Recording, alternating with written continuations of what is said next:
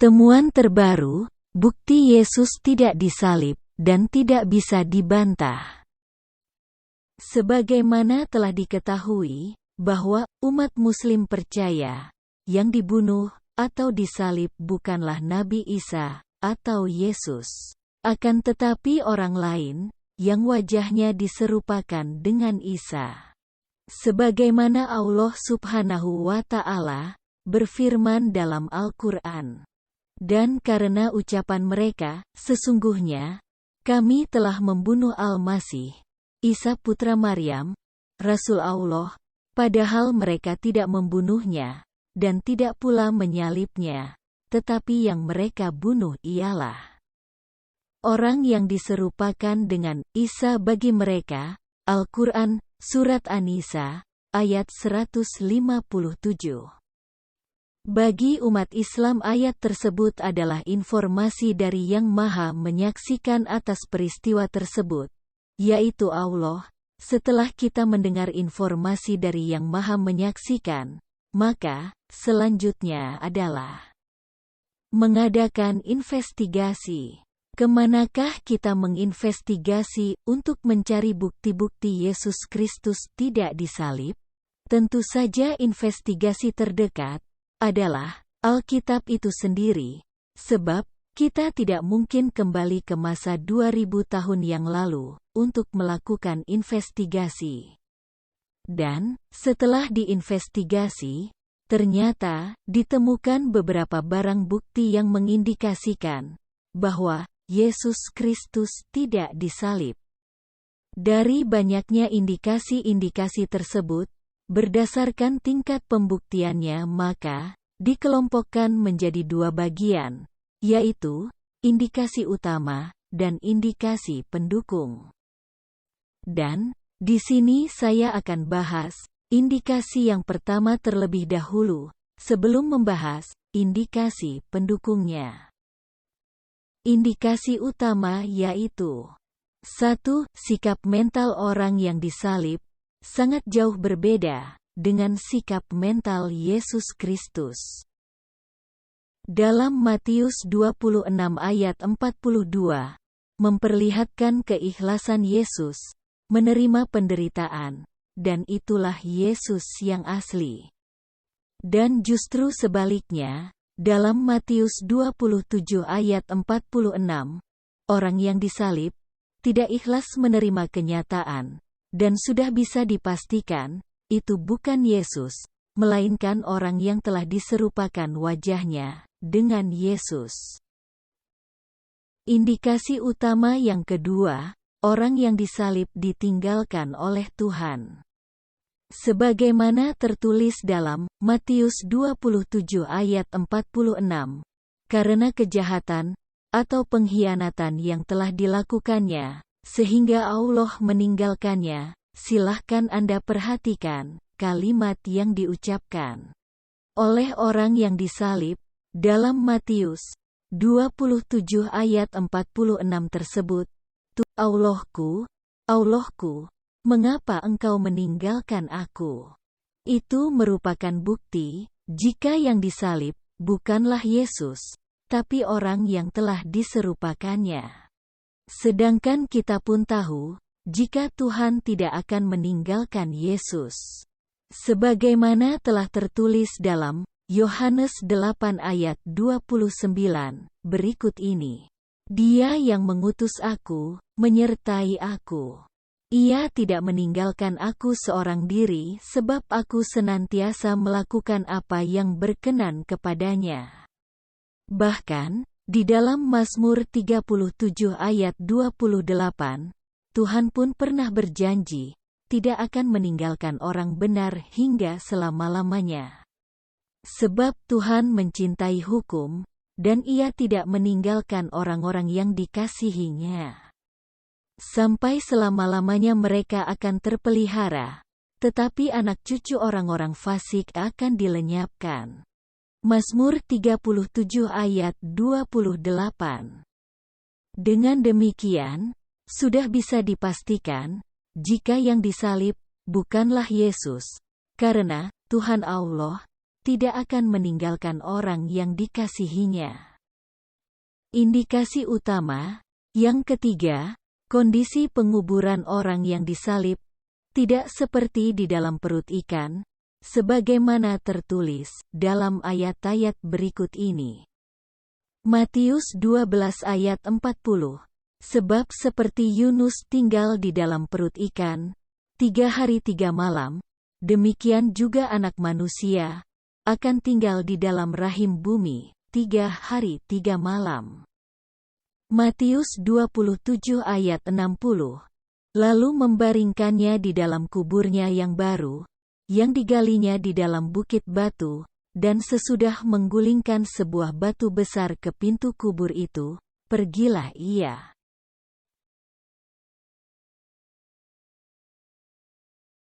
Indikasi utama. Yang keempat, orang yang disalib bangkit sebelum 3 hari 3 malam, sebagaimana tertulis dalam Lukas 24 ayat 6 dan Matius 28 ayat 1. Lukas 24 ayat 6, ia tidak ada di sini, ia telah bangkit. Ingatlah apa yang dikatakannya kepada kamu ketika ia masih di Galilea. Matius 28 ayat 1. Setelah hari Sabat lewat, menjelang menyingsingnya fajar pada hari pertama minggu itu, pergilah Maria Magdalena dan Maria yang lain menengok kubur itu. Sedangkan Yesus telah berkata bahwa dia akan bangkit setelah 3 hari, 3 malam, sebagaimana dalam Matius 12 ayat 40. Matius 12 ayat 40. Sebab seperti Yunus tinggal di dalam perut ikan, 3 hari 3 malam, demikian juga Anak Manusia akan tinggal di dalam rahim bumi, 3 hari 3 malam. Dan berikut ini adalah indikasi pendukungnya, yaitu: yang pertama, ternyata ada 2 orang dengan nama Yesus di hari yang sama ketika hukuman penyaliban akan dilakukan, yaitu Yesus Kristus dan Yesus Barabas, sebagaimana dalam ayat berikut ini.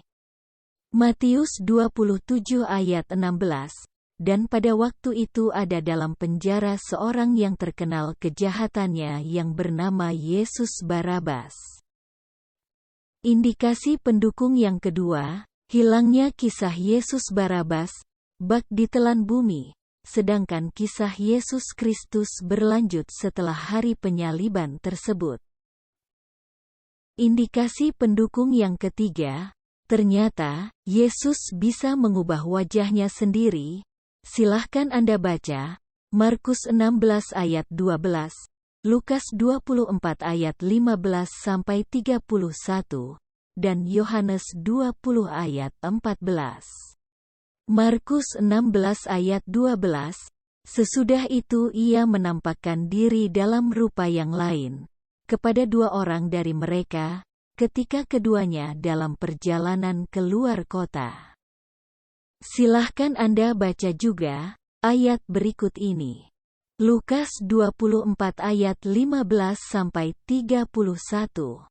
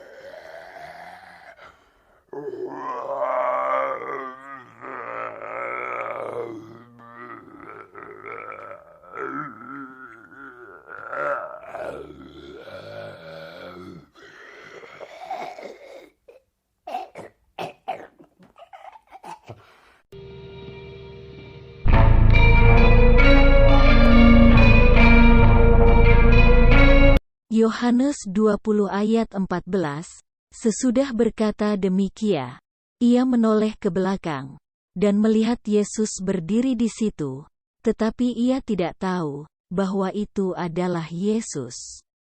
Indikasi pendukung yang keempat, ada orang dari pihak Romawi yang memiliki motif kuat agar Yesus Kristus terbebas dari hukuman mati. Matius 27 ayat 19. Ketika Pilatus sedang duduk di kursi pengadilan, istrinya mengirim pesan kepadanya, "Jangan engkau mencampuri perkara orang benar itu, sebab karena dia, aku sangat menderita dalam mimpi tadi malam." Indikasi pendukung yang kelima, tidak ada putusan bersalah terhadap dakwaan kepada Yesus Kristus. Silahkan Anda baca ayat-ayat berikut ini.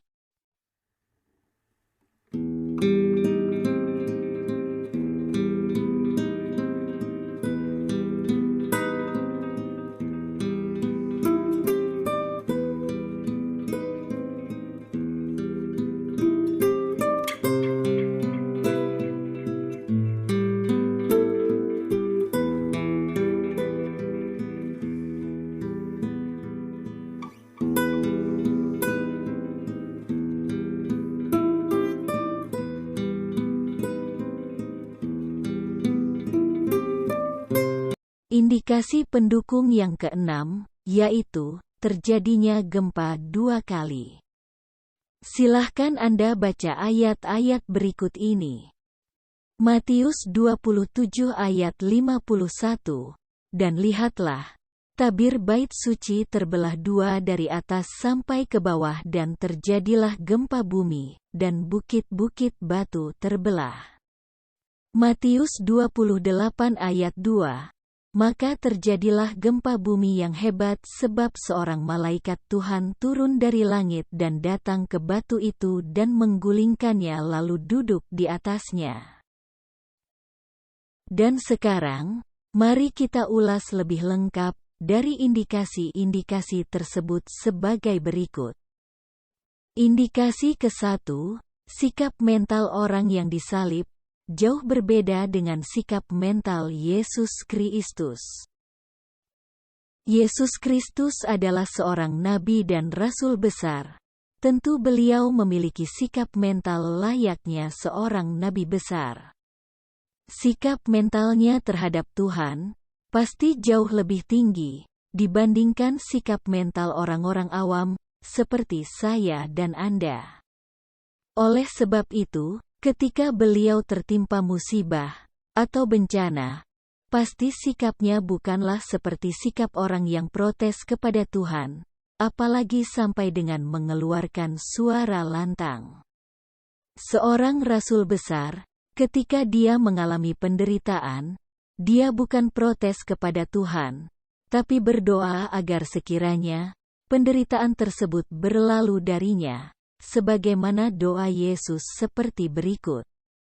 Matius 26 ayat 39, "Ya Bapakku, jikalau sekiranya mungkin, biarlah cawan ini lalu daripadaku, tetapi janganlah seperti yang ku kehendaki, melainkan seperti yang Engkau kehendaki." Jadi, jika memang penderitaan itu harus beliau jalani, maka beliau ikhlas menerimanya, bukan protes, atau mempertanyakan, "Tuhan, mengapa Engkau meninggalkan aku?" Nah, sekarang mari kita simak apa yang diucapkan oleh orang yang disalib. Inilah yang dia katakan. Matius 27 ayat 46, kira-kira jam 3, berserulah Yesus dengan suara nyaring, "Eli, Eli, lama sabachthani," artinya, "Allahku, Allahku, mengapa Engkau meninggalkan aku?" Jadi, orang yang disalib ini ternyata tidak ikhlas menerima penderitaan tersebut. Jadi jelas bahwa yang disalib bukanlah Yesus Kristus. Umat Kristen selalu berdalih, membela diri, bahwa itu terjadi sebab sudah kodratnya manusia jika mengalami penderitaan. Sungguh, argumentasi yang salah. Ingat, sekodrat-kodratnya manusia, jika dia adalah seorang rasul atau nabi utusan Tuhan, maka hal itu tidaklah mungkin, apalagi jika dia bergelar anak Tuhan. Contohnya adalah seperti orang-orang saleh berikut ini. Mereka adalah manusia dengan kodratnya pula sebagai manusia, tetapi silahkan simak bagaimana mereka menghadapi penderitaan. Stefanus vs. Yesus.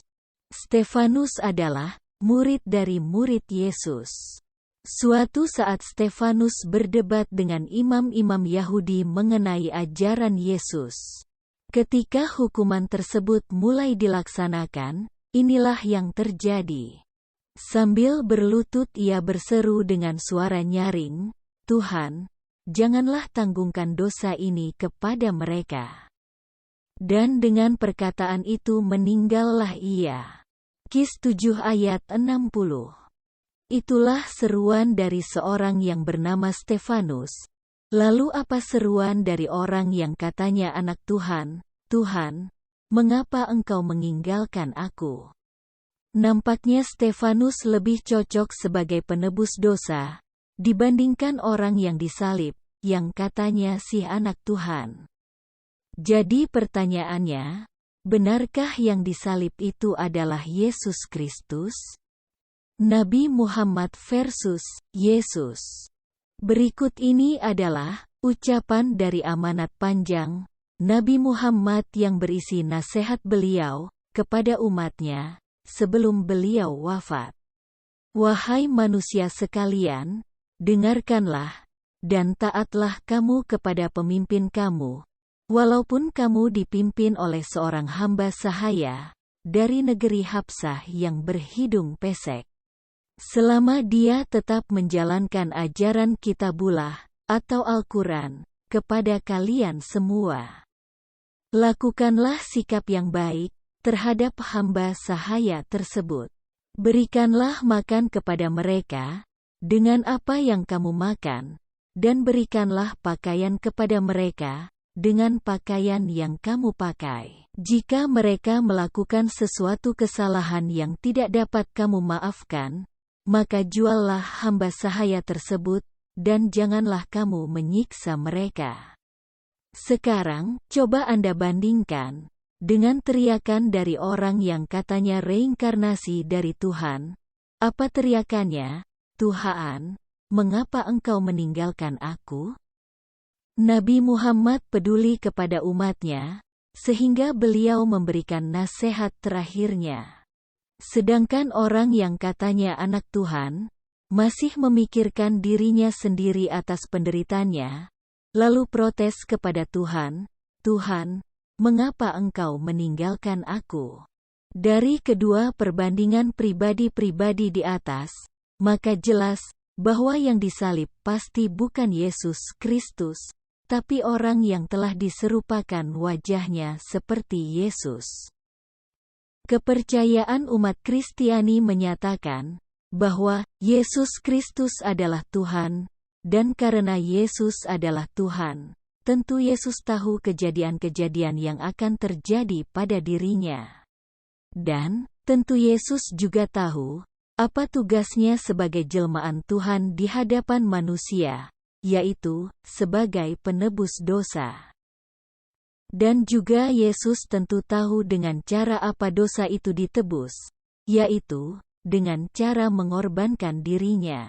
Maka, jika Yesus sudah tahu tugasnya seperti itu, mengapa dia masih bertanya kepada Tuhan dan minta pertolongan kepada Tuhan dengan suara nyaring, yaitu, "Tuhan, Tuhan, mengapa engkau meninggalkan aku?" Masuk akalkah menurut Anda? Wahai orang-orang waras, umat Kristiani berdalih bahwa karena begitu besarnya penderitaan yang harus Yesus tanggung, itu menyebabkan Yesus mengeluarkan kata-kata seperti itu.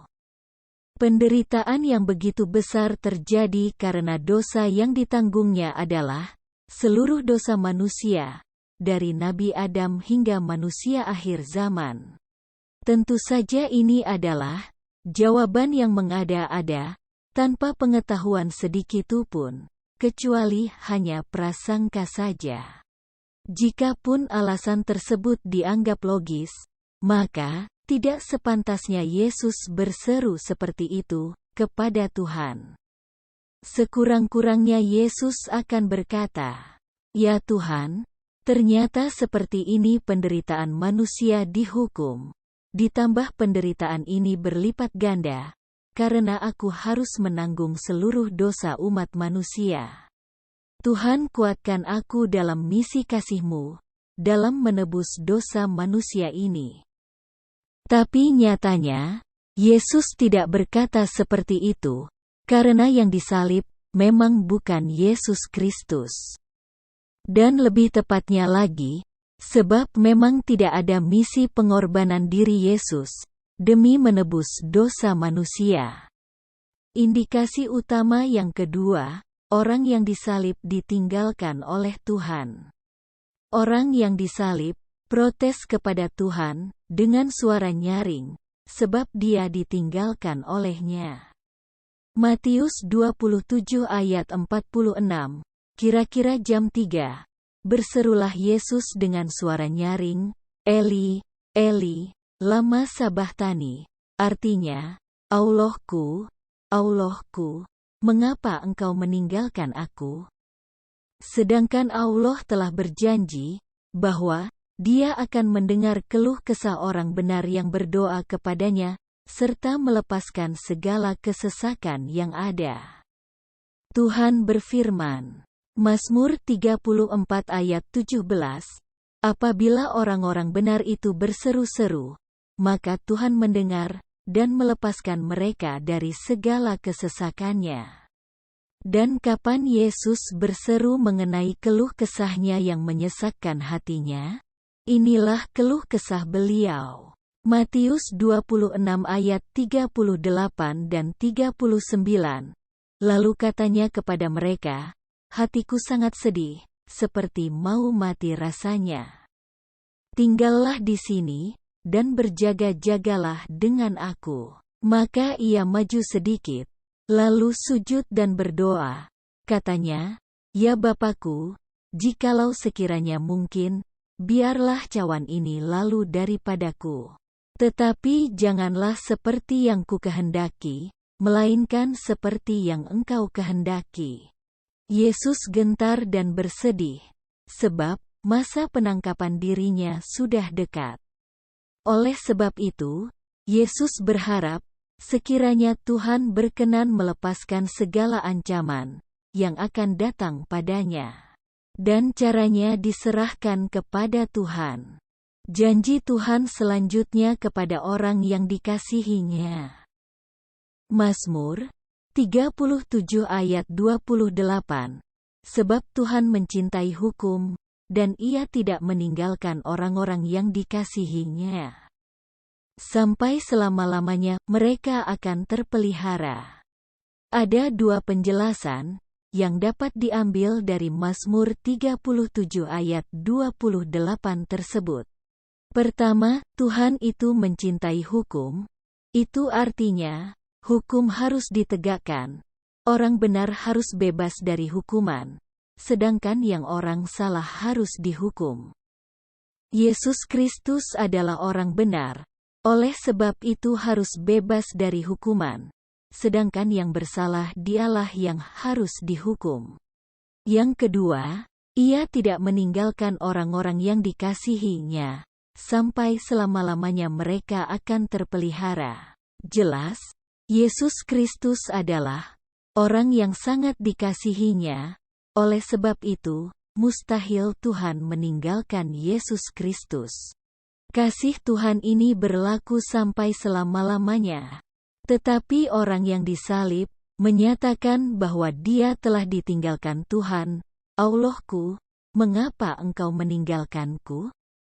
Jadi jelas bahwa orang yang disalib bukanlah Yesus Kristus. Selain itu pula, Yesus Kristus jauh hari sebelum peristiwa penyaliban pernah bersaksi bahwa Tuhan tidak akan meninggalkannya sendiri, sebab Dia selalu berbuat apa yang berkenan bagi Tuhan. Yohanes 8 ayat 29, dan Ia, yang telah mengutus aku, Ia menyertai aku. Ia tidak membiarkan aku sendiri, sebab aku senantiasa berbuat apa yang berkenan kepadanya. Karena Yesus tidak pernah melakukan perbuatan yang tidak berkenan di hati Tuhan, maka tidak mungkin Yesus Kristus ditinggalkan oleh Tuhan. Oleh sebab itu, siapakah gerangan orang yang disalib tersebut, yang telah mengaku ditinggalkan oleh Tuhan? Itulah indikasi yang menjadi bukti bahwa Yesus Kristus tidaklah disalib. Indikasi ketiga, kondisi penguburan orang yang disalib tidak seperti di dalam perut ikan. Matius 12 ayat 39. Tetapi jawabnya kepada mereka, angkatan yang jahat dan tidak setia ini menuntut suatu tanda. Tetapi kepada mereka tidak akan diberikan tanda, selain tanda Nabi Yunus. Matius 12 ayat 40. Sebab seperti Yunus tinggal di dalam perut ikan, 3 hari 3 malam, demikian juga anak manusia, akan tinggal di dalam rahim bumi, 3 hari 3 malam. Coba Anda bacakan ayat di atas, kepada orang yang sama sekali belum pernah membaca Injil, dan belum pernah mengenal kekristenan. Kemudian tanyakan, apa yang dimaksud dengan tinggal di rahim bumi? Pasti jawabannya adalah di dalam tanah. Dari kata dalam rahim bumi, jelas menunjukkan bahwa Yesus tidak dikuburkan dengan cara tubuhnya diletakkan di atas batu di dalam gua, seperti gambar di bawah ini, tetapi beliau ditelan bumi. Lalu bandingkan, oleh Anda, mana yang kondisinya lebih mirip dengan berada di dalam perut ikan sebagaimana ucapannya Yesus, apakah di dalam goa atau di dalam tanah? Di perut ikan, orang sulit bernafas, begitu juga di dalam tanah, orang sulit bernafas, tetapi di dalam goa, orang masih bisa bernafas. Di perut ikan, orang mengalami himpitan lambung ikan, begitu juga di dalam tanah. Orang mengalami himpitan oleh tekanan tanah, tetapi di dalam goa, orang masih bisa bergerak bebas.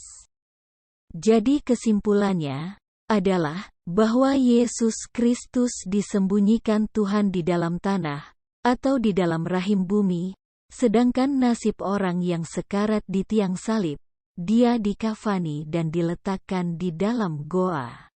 Inilah bukti lain bahwa yang sekarat di salib bukanlah Yesus Kristus. Itulah indikasi yang menjadi bukti bahwa Yesus Kristus tidak disalib. Indikasi keempat, orang yang disalib bangkit sebelum 3 hari 3 malam.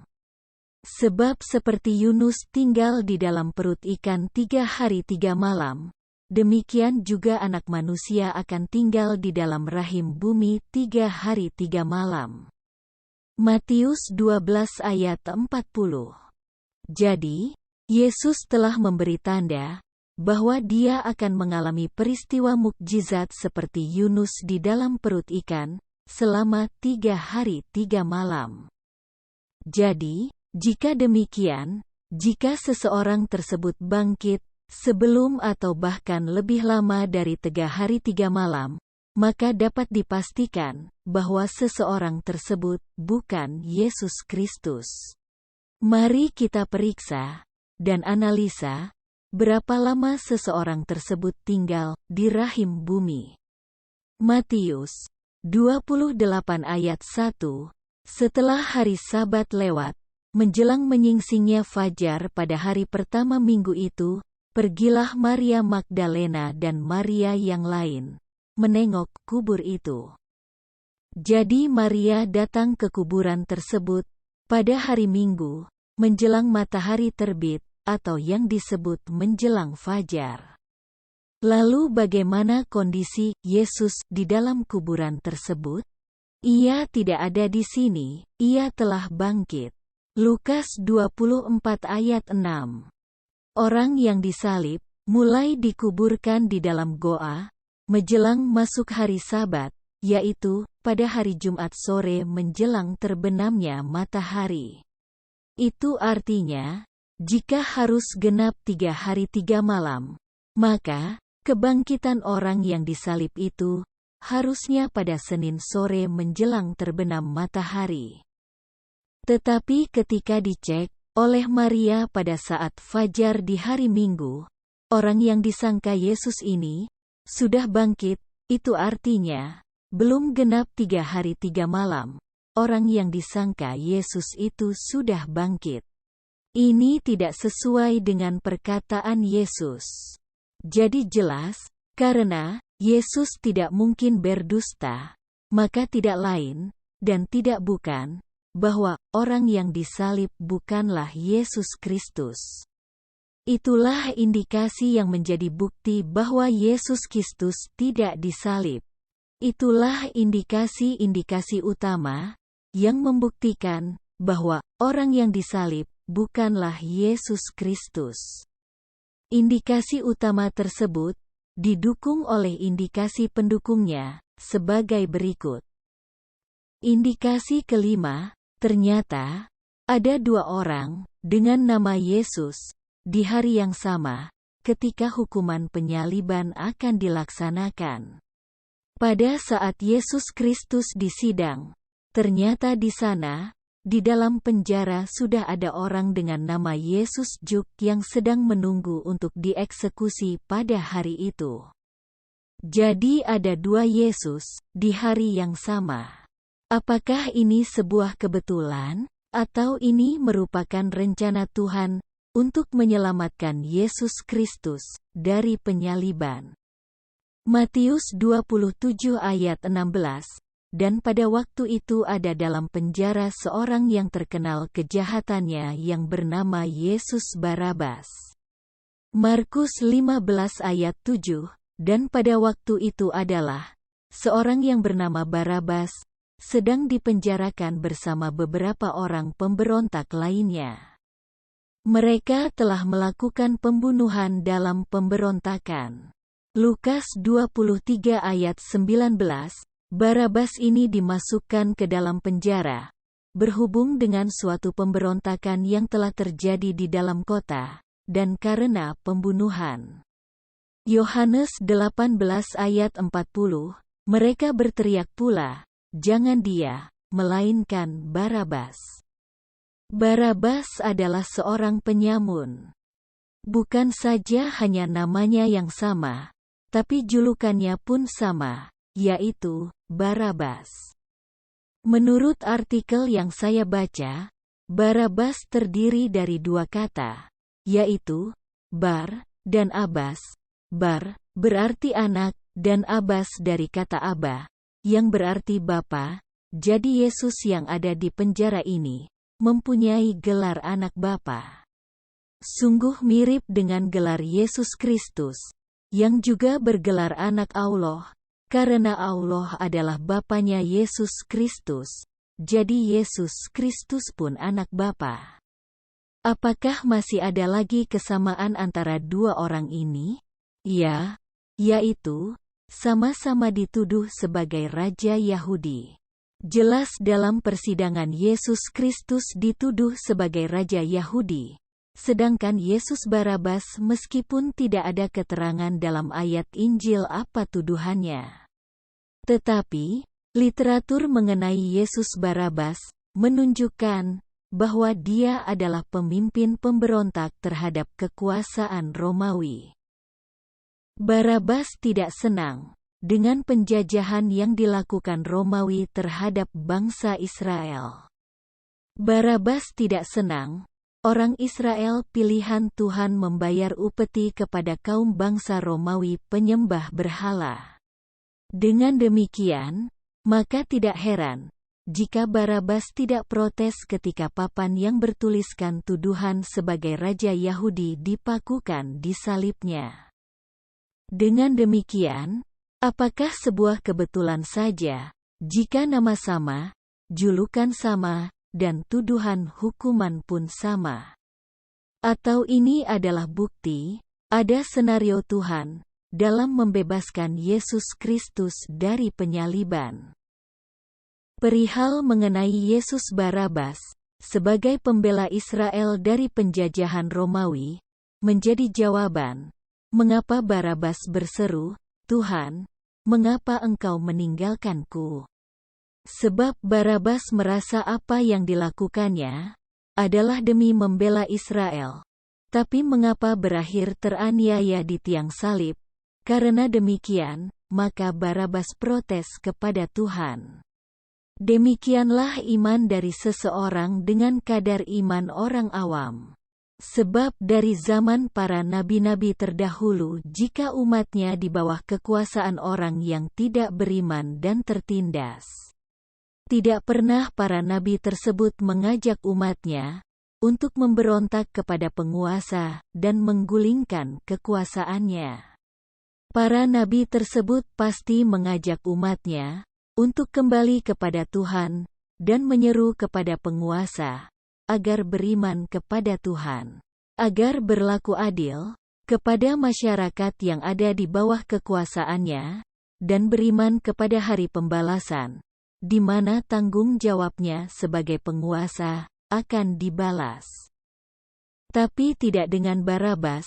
Dia memberontak kepada penguasa Roma, dan mungkin dia membunuh para Farisi dan Saduki yang menjilat penguasa Roma.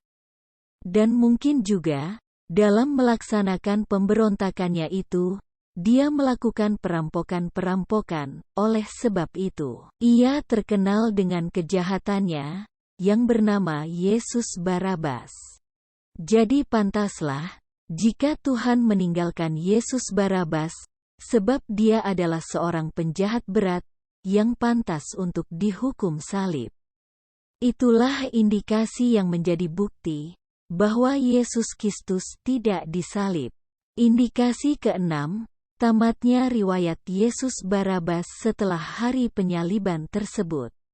Sebagaimana diterangkan dalam Alkitab, bahwa katanya Yesus Barabas yang dibebaskan dari hukuman. Tetapi faktanya, setelah hari penyaliban tersebut, kisah Yesus Barabas hilang secara misterius. Kemana dia pergi setelah dia bebas? Orang Kristen biasanya berdalih bahwa kisah Yesus Barabas sudah selesai, tidak perlu dipertanyakan lagi. Ada juga umat Kristen yang mengatakan, mungkin dia dibunuh oleh pasukan Pilatus, sebab dia adalah pemberontak terhadap kekuasaan Romawi. Jadi seorang penjahat yang terkenal ini, hanya dijawab dengan kata-kata mungkin? Tentu saja jika memang benar Yesus Barabas bebas, maka, sekurang-kurangnya, ada kisahnya entah itu di Injil versi yang mana. Sebab, Yesus Barabas adalah penjahat yang sangat terkenal, jadi tidak mungkin kisahnya hilang begitu saja. Bahkan ada kemungkinan besar, bahwa Yesus Barabas seharusnya menjadi rasul, yang ikut dengan murid-murid Yesus yang lainnya. Mengapa dia seharusnya menjadi rasul? Sebab, dia pasti sangat berterima kasih kepada Yesus atas kasih-Nya. Karena telah rela untuk menjadi pengganti dia untuk disalib. Tapi faktanya, semua itu tidak terjadi, sebab Yesus Barabaslah yang disalib. Indikasi ketujuh, Yesus bisa mengubah wajahnya sendiri. Mukjizat Yesus banyak, dari menyembuhkan orang sakit, menghidupkan orang mati, memulihkan orang lumpuh, dan sebagainya. Tapi sangat jarang ada yang menyebutkan kemampuan Yesus dalam mengubah wajahnya sendiri. Ini dalilnya. Wajah Yesus tidak dikenal di depan Maria Magdalena.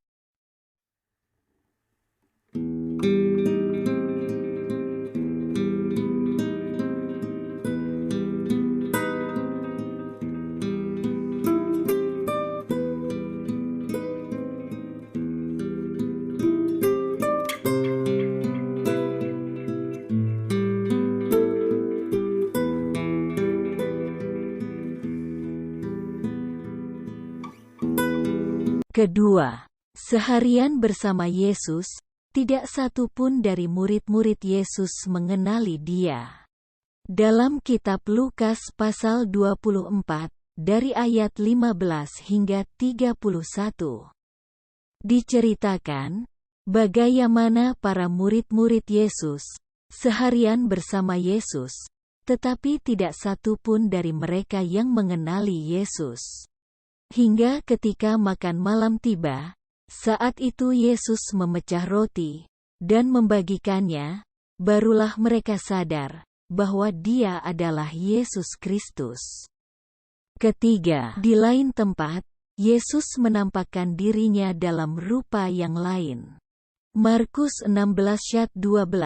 Sesudah itu, Ia menampakkan diri dalam rupa yang lain kepada dua orang dari mereka, ketika keduanya dalam perjalanan keluar kota. Jadi ternyata, mukjizat Yesus tidak hanya yang kita kenal sampai saat ini, tetapi juga Beliau bisa merubah wajahnya sendiri. Jika mukjizat-mukjizat Yesus yang lain, jelas manfaat dan fungsinya, lalu, apakah manfaat dan fungsi dari kemampuannya dalam mengubah wajahnya? Ternyata, ada dua manfaatnya di sini. Satu, untuk menyusup ke daerah musuh, dan kedua, untuk meloloskan diri dari daerah musuh. Maka, dengan demikian, ada alat bukti yang harus dicurigai pada saat Yesus disidang. Apakah Yesus Kristus benar-benar disalib, atau Yesus Barabas?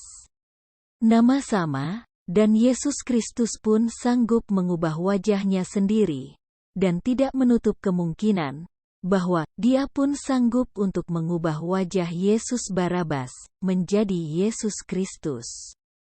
Padahal mereka tidak membunuhnya dan tidak pula menyalibnya, tetapi yang mereka bunuh ialah orang yang diserupakan dengan Isa bagi mereka. Menurut temuan teks kuno Alkitab berbahasa Koptik di Mesir, terdapat pernyataan sebagai berikut. Menurut teks itu, Yesus kadang berubah wujud, kadang menjadi kemerahan, kadang menjadi putih gandum, kadang menjadi tua, kadang menjadi muda. Silahkan Anda lihat buktinya dalam teks Alkitab kuno berbahasa Koptik, dalam link di dalam deskripsi yang ada di dalam video ini. Itulah indikasi yang menjadi bukti bahwa Yesus Kristus tidak disalib. Indikasi ke-8, ada orang dari pihak Romawi yang memiliki motif kuat agar Yesus Kristus tidak dihukum mati. Siapakah orang-orang dari pihak Romawi yang memiliki motif kuat agar Yesus Kristus tidak dihukum? Berikut adalah orang-orang yang tidak memiliki alasan untuk memberikan hukuman bersalah kepada Yesus.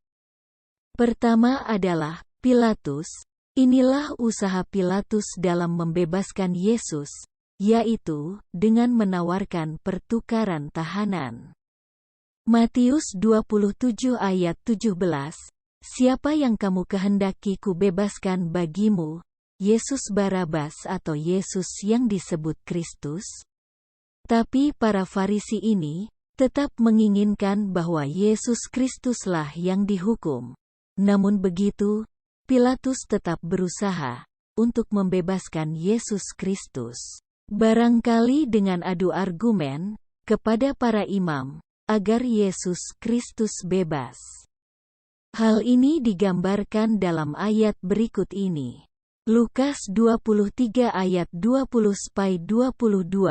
Sekali lagi Pilatus berbicara dengan suara keras kepada mereka, karena ia ingin melepaskan Yesus. Tetapi mereka berteriak membalasnya, katanya, "Salibkanlah Dia! Salibkanlah Dia!" Kata Pilatus untuk ketiga kalinya kepada mereka, kejahatan apa yang sebenarnya telah dilakukan orang ini? Tidak ada suatu kesalahan pun yang kudapati padanya, yang setimpal dengan hukuman mati, jadi aku akan menghajar dia, lalu melepaskannya. Ketika Pilatus melihat bahwa segala usaha akan sia-sia, malah sudah mulai timbul kekacauan, ia mengambil air dan membasuh tangannya di hadapan orang banyak, dan berkata, "Aku tidak bersalah terhadap darah orang ini, itu urusan kamu sendiri." Matius 27 ayat 24. Jadi Pilatus bersungguh-sungguh dalam usaha membebaskan Yesus dengan segala usahanya. Lalu, siapa lagi yang menginginkan Yesus Kristus tidak disalib? Dia adalah Herodes. Lukas 23 ayat 15, dan Herodes juga tidak, sebab ia mengirimkan dia kembali kepada kami. Sesungguhnya tidak ada suatu apapun yang dilakukannya yang setimpal dengan hukuman mati. Lalu siapa lagi? Inilah dia orang yang mempunyai motif sangat kuat, agar Yesus Kristus tidak disalib. Dia adalah istri Pilatus. Jangan engkau mencampuri perkara orang benar itu, sebab, karena dia, aku sangat menderita dalam mimpi tadi malam. Matius 27 ayat 19. Itulah indikasi yang menjadi bukti bahwa Yesus tidak disalib.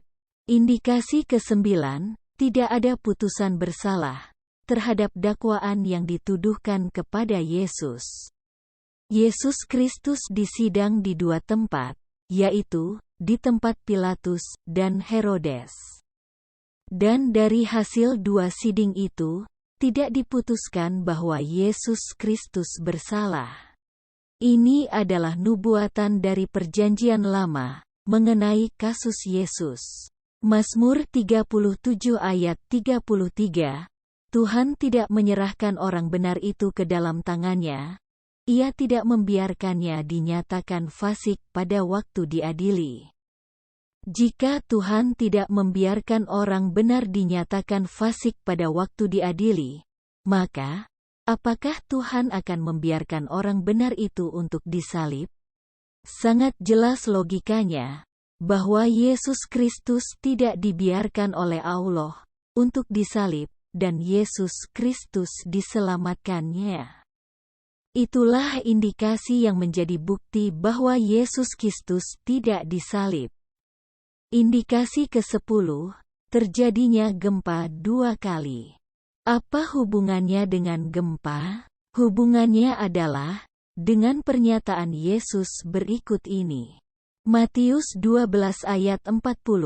Sebab seperti Yunus tinggal di dalam perut ikan 3 hari 3 malam, demikian juga Anak Manusia akan tinggal di dalam rahim bumi 3 hari 3 malam.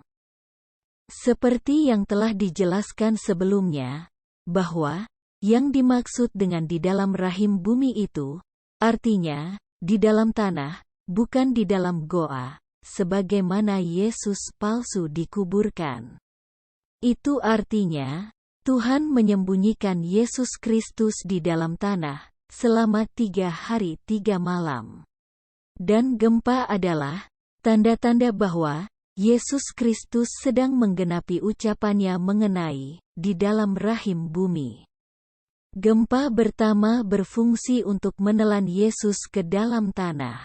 Matius 27 ayat 51. Dan lihatlah, tabir bait suci terbelah 2 dari atas sampai ke bawah dan terjadilah gempa bumi, dan bukit-bukit batu terbelah. Dan gempa kedua berfungsi untuk mengeluarkan dan membangkitkan Yesus dari dalam tanah. Matius 28 ayat 2, maka terjadilah gempa bumi yang hebat. Apakah sebuah kebetulan, jika gempanya terjadi 2 kali, atau ini merupakan tanda-tanda pendukung, bahwa Yesus Kristus tidak disalib, tetapi diselamatkan oleh Tuhan Allah? Semua indikasi-indikasi tersebut tidaklah dapat disebut sebagai sebuah kebetulan, akan tetapi telah cukup bukti untuk dicurigai bahwa Tuhan merancang senarionya agar Yesus Kristus tidak disalib. Jika Yesus Kristus tidak disalib, lalu Siapa yang disembah dan dipertuhankan oleh umat Kristen? Silahkan jawab sendiri oleh Anda. Salam damai dari saya, dan sejahtera dari saya pribadi, Rahma Yuniati. Semoga Allah memberikanmu hidayah. Amin.